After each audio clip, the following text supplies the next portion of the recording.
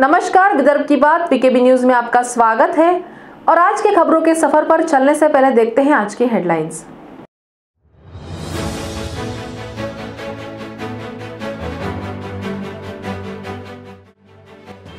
केंद्रीय मंत्री नितिन गडकरी के प्रयासों से वर्धा की जेनेटिक लाइफ साइंस कंपनी में रेमडेसिविर का उत्पादन हुआ शुरू।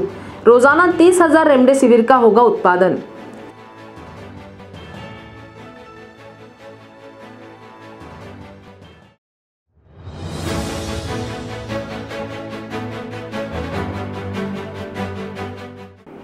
नागपुर मनपा ने कोरोना मरीजों को बेड मिलने में आ रही दिक्कतों को देखते हुए कोरोना कंट्रोल रूम शुरू किया।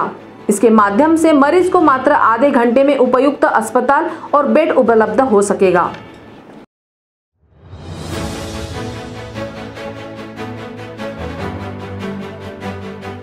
और शहर में कोरोना पर मात करने वालों की संख्या बढ़ती जा रही है। शहर में एक ही दिन में एक्टिव केसेस का आंकड़ा लगभग 2000 से घटा। एक ही दिन में 6000 से ज्यादा मरीज अस्पताल से घर पहुंचे।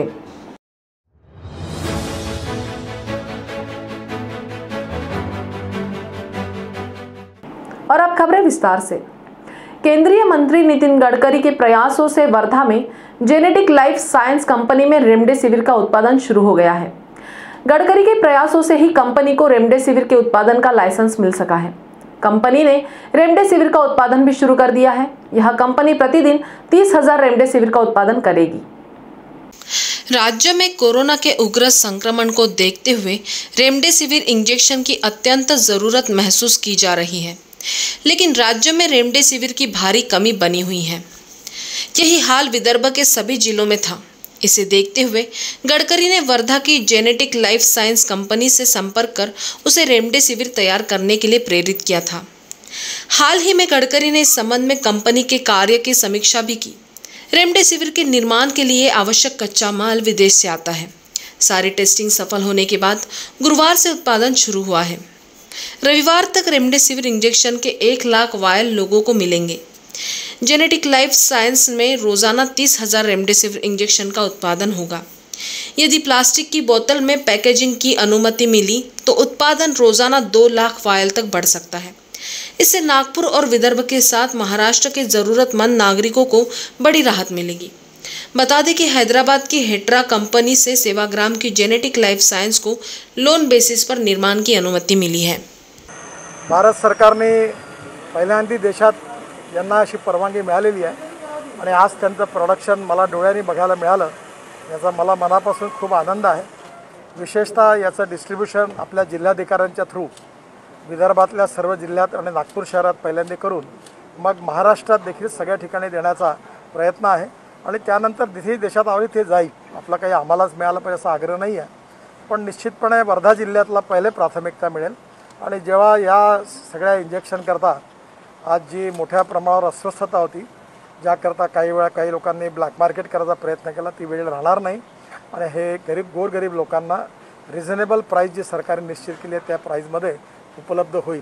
नागपुर में दूसरी लहर की तीव्रता को देखते हुए कोरोना के मरीजों को समय पर अस्पताल और बेड उपलब्ध कराने की दृष्टि से नागपुर महानगर पालिका आयुक्त राधाकृष्णन बी के मार्गदर्शन में कोरोना कंट्रोल सेंटर तैयार किया गया है। यह केंद्र 24 घंटे शुरू रहेगा। इस सेंटर का हेल्पलाइन नंबर प्रसार माध्यमों के जरिए नागरिकों तक पहुंचाया गया है। नागपुर में शहर के अथवा बाहर से आने वाले किसी भी मरीजों को आधे घंटे में उपयुक्त अस्पताल और बेड दिलाने का प्रयास इस सेंटर की ओर से किया जाएगा। मनपा आयुक्त राधाकृष्णन बी ने नागरिकों से आह्वान किया है कि वे स्वयं होकर किसी भी अस्पताल में जाकर अपना समय नहीं गंवाएं, बल्कि इस सेंटर पर संपर्क करें। आत्ताचं जे सेकंड वेव आपल्या नागपूर शहरामध्ये चालू आहे, जे कोरोनाचं आहे, त्यामध्ये आपल्याला सगळ्या ठिकाणीवरून पेशंट्स यायला लागले। आता सिटीमध्ये रुरल एरियामधून आणखी काही लोक आजूबाजूच्या जिल्ह्यातून सुद्धा आपल्या शहरामध्ये उपचार घ्यायला येत आहेत। यांच्या सगळ्यांसाठी एक एकत्रित सुविधा व्हावी म्हणून आता एक control centre room, actually CCR आपण म्हणतो, त्याला आपण सुरू केलेले आहे।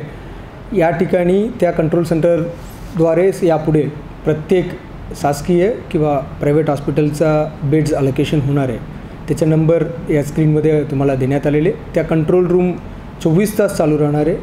नागपुर में कोरोना का संक्रमण गुरुवार को भी रिकवरी पर हावी नहीं हो सका। गुरुवार को 6,338 मरीज कोरोना से जंग जीतकर घर पहुंचे हैं।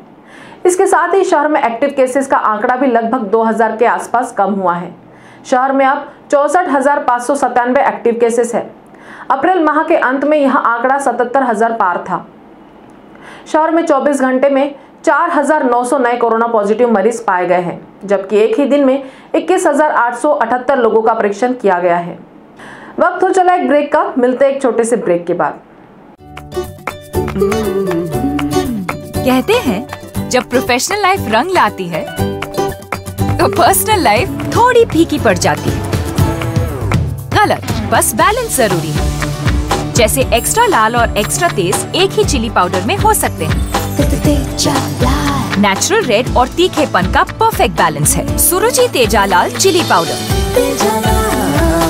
खाने में हो रुचि तो घर लाइए सुरुचि। ब्रेक के बाद आपका स्वागत है।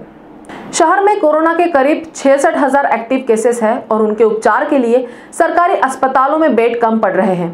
ऐसे में नागपुर महानगर पालिका शहर के विभिन्न इलाकों में कोविड सेंटर का निर्माण कर कोविड महामारी से निपटने के युद्ध स्तर पर प्रयास कर रही है। ऐसे ही प्रयासों के बीच शहर भाजपा अध्यक्ष एवं विधायक प्रवीण दटके ने विधायक निधि से महानगर पालिका को कोविड जैसी महामारी से निपटने के लिए 1 करोड़ रुपए की राशि प्रदान की है। इस आशय का एक पत्र विधायक दटके ने महापौर दयाशंकर तिवारी को सौंपा। यह निधि कोविड मरीजों के उपचार में काम आएगी। नागपुर शहर युवक कांग्रेस ने धीरज पांडे के रूप में आज अपना एक समर्पित सिपाही खो दिया। धीरज पांडे कांग्रेस सेवा दल के राष्ट्रीय उपाध्यक्ष कृष्ण कुमार पांडे के सुपुत्र थे। धीरज के समर्पण को देखते हुए उन्हें शहर युवक कांग्रेस कमेटी में उपाध्यक्ष बनाया गया था। युवक कांग्रेस के अनेक आंदोलनों, सामाजिक धार्मिक कार्यों में हमेशा अग्रणी रहने वाले 34 वर्षीय धीरज पांडे गत दिनों कोरोना से संक्रमित हो गए थे। उन्हें शहर के बड़े निजी अस्पताल में भर्ती किया गया था। पालक मंत्री डॉक्टर नितिन राउत व्यक्तिगत तौर पर उनके स्वास्थ्य पर नजर रखे हुए थे, किंतु गत रात उन्होंने अंतिम सांस ली। धीरज पांडे नागपुर शहर युवक कांग्रेस कमेटी के उपाध्यक्ष होने के साथ ही कई सामाजिक संस्थाओं से सक्रिय रूप से जुड़े हुए थे। अत्यंत सौम्य व्यक्तित्व के धनी और कांग्रेस के समर्पित सिपाही धीरज पांडे को एक जुझारू नायक कहा जाए तो अतिशयोक्ति नहीं होगा। ऐसे कांग्रेस के युवा योद्धा को कोरोना की महामारी ने छीन लिया।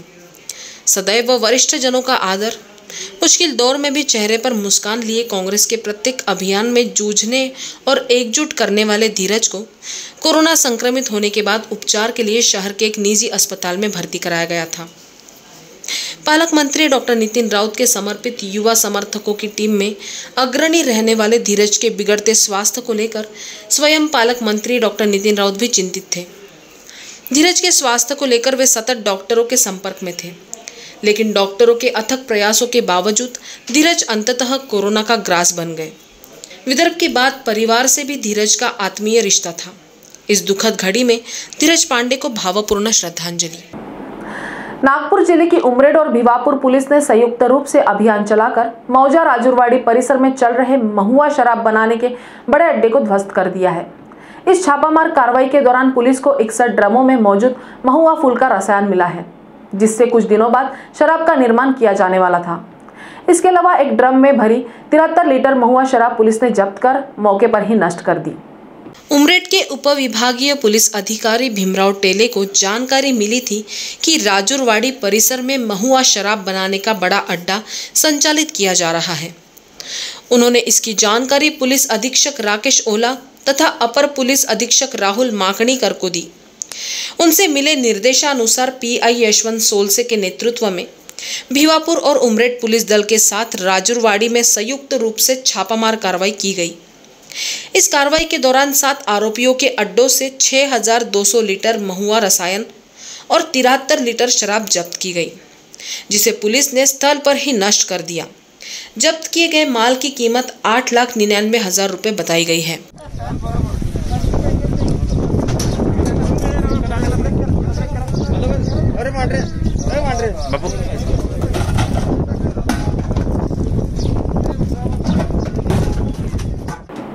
राज्य के अल्पसंख्यक कल्याण मंत्री नवाब मलिक ने कोरोना महामारी से लड़ने की राज्य सरकार की तैयारियों के संदर्भ में बताया कि सरकार ऑक्सीजन की कमी दूर करने का प्रयास लगातार कर रही है।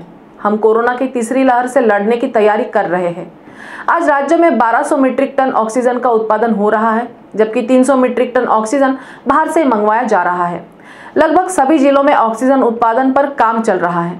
जल्द ही हम 3000 मीट्रिक टन ऑक्सीजन उत्पादन की सीमा तक पहुंच जाएंगे। राज्य के बृहन्मुंबई महापालिका के कार्यों को सुप्रीम कोर्ट ने भी तारीफ करते हुए कहा कि दिल्ली को बीएमसी से सीखना चाहिए।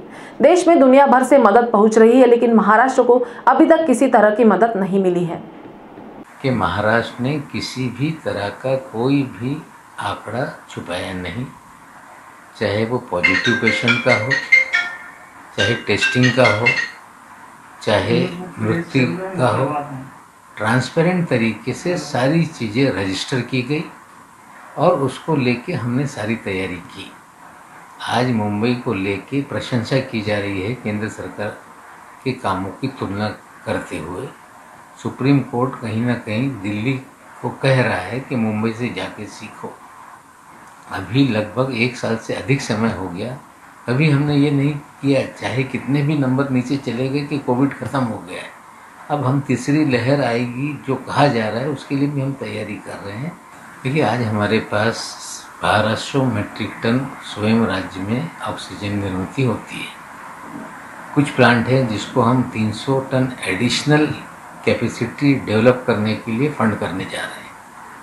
तो ये जो 1500 मीट्रिक टन है अतिरिक्त जो लगने वाला है, हम ऑक्सीजन जनरेशन प्लान जो हमारे डिस्ट्रिक्ट हॉस्पिटल हैं सब जगह लगा रहे हैं। जो हमारे सब डिस्ट्रिक्ट हॉस्पिटल हर तहसील में वहाँ ऑक्सीजन जनरेशन प्लान लगाया जा रहा है। कोरोना के इलाज में कारगर समझी जाने वाली एक और टोसिलीजुमैब की महाराष्ट्र में भारी किल्लत मची हुई है। भारत में इस दवा की सप्लाई सिप्ला कंपनी करती है और पिछले कुछ दिनों से मांग के मुताबिक सिप्ला कंपनी द्वारा सप्लाई नहीं हो पा रही है। ऐसे में इस इंजेक्शन की कालाबाजारी होने लगी है। हाल ही में महाराष्ट्र की नासिक पुलिस ने ऐसे गिरोह का पर्दाफाश किया है जो 4 लाख रुपए में यह इंजेक्शन बेच रहा था। बता दें कि टोसिलीजुमैब इंजेक्शन का उत्पादन अमेरिका की रॉश नामक अंतर्राष्ट्रीय कंपनी करती है। इसी रॉश कंपनी से दवाई लेकर भारत में इस दवाई की सप्लाई भारतीय सिप्ला कंपनी करती है।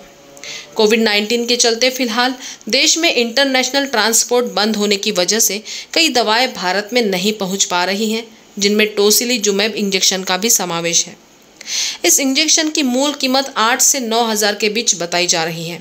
इसका पूरा कोर्स करने के लिए मरीज को 40 से 50 हज़ार रुपये खर्च आता है। नासिक में इसकी कालाबाजारी करने वाला गिरोह इस कोर्स की कीमत 4 लाख रुपए वसूल रहा था। नासिक की गंगापुर पुलिस को इसकी भनक लगते ही जाल बिछाकर गिरोह के 2 सदस्यों को गिरफ्तार किया गया है। गिरोह के अन्य 2 सदस्यों की तलाश जारी है। देश में कोरोना वायरस रोधी वैक्सीन बनाने वाली सीरम इंस्टीट्यूट ऑफ इंडिया के सीईओ अदार पूनावाला और उनके परिवार को Z+ सुरक्षा देने की मांग करते हुए बॉम्बे हाई कोर्ट में एक याचिका दाखिल की गई है। बीते हफ्ते केंद्र सरकार ने पूनावाला को Y श्रेणी की सुरक्षा दी थी। सरकारी सुरक्षा दिए जाने के बाद अपनी पहली टिप्पणी में पूनावाला ने लंदन के अखबार दी टाइम्स के साथ बातचीत में कहा कि कोविशील्ड वैक्सीन की आपूर्ति की मांग को लेकर भारत के सबसे शक्तिशाली लोगों में से कुछ ने उनसे फोन पर उग्रतापूर्वक बातें की है। गोंदिया जिले के डुग्गीपार थाना अंतर्गत कोहमारा परिसर में सावंगी से तिड़का रोड पर मिली लाश के मामले में सुराग लगाते हुए पुलिस ने मात्र 12 घंटे में 3 आरोपियों को गिरफ्तार करने में सफलता प्राप्त की है। मृतक दुर्गेश सावलदास लोले है, जो सड़क अर्जुनी का निवासी बताया जा रहा था। पुलिस को मौका वारदात पर कोई सबूत तो नहीं मिला था, लेकिन मृतक दुर्गेश की हिस्ट्री खंगालने पर पता चला कि उसके कोहमारा निवासी अस्मिता बडोले नामक विवाहिता से अवैध संबंध थे। इतना सुराग मिलने पर पुलिस ने अस्मिता बडोले के घर पहुंचकर उसके पति संतोष प्रेमलाल बडोले, विशाल शंकर राउत व अस्मिता संतोष बडोले को हिरासत में लेकर कड़ाई से पूछताछ की। इस दौरान संतोष बडोले ने स्वीकार किया कि मेरी पत्नी से दुर्गेश के अवैध संबंध होने के कारण मैंने ही रात 10 बजे पीछे से उसके सिर पर सब्बल से प्रहार कर उसकी हत्या कर दी थी। तो खबरों के सफर में आज इतना ही। आपसे फिर मुलाकात होगी, तब तक बने रहिए वीकेबी न्यूज के साथ। नमस्कार।